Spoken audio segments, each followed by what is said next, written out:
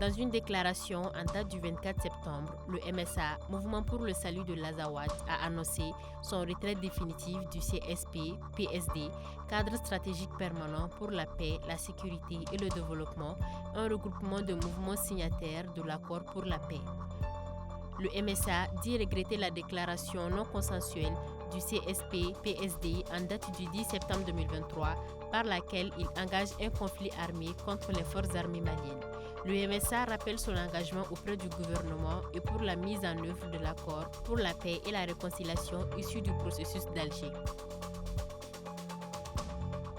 Le 25 septembre, le gouvernement malien a annoncé que l'élection présidentielle, initialement prévue en février 2024, connaîtra un léger report pour des raisons techniques. Pour ce qui concerne les autres élections, elles feront l'objet d'un autre chronogramme qui sera établi par les nouvelles autorités sous les directives du nouveau président de la République, souligne le communiqué. Les 27 et 28 septembre, les positions de l'armée à Acharan dans la région de Tombouctou, Mourdia dans la région de Nara et Dioura dans la région de Mopti ont été la cible d'attaques terroristes, a indiqué l'armée malienne sans plus de détails.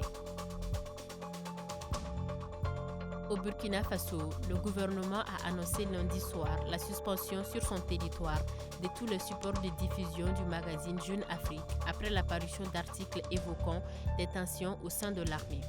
2 jours après, le gouvernement a indiqué que les services de renseignement et de sécurité ont déjoué une tentative de coup d'État le 26 septembre.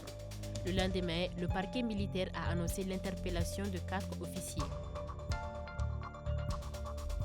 Après plusieurs semaines de bras de fer avec les nouvelles autorités nigériennes qui avaient dénoncé les accords militaires conclus avec la France et ordonné l'expulsion de son ambassadeur, le président français Emmanuel Macron a annoncé le 24 septembre dernier le retrait des troupes françaises du Niger d'ici la fin de l'année et le retour de son ambassadeur. Ce dernier est rentré mercredi à Paris. Au moins 12 soldats nigérians ont été tués, 7 blessés et une centaine de terroristes neutralisés suite à l'attaque d'une mission des forces armées nigériennes survenue jeudi 28 septembre à Kandaji dans la région de Tillabéri, ont indiqué les autorités dans un communiqué.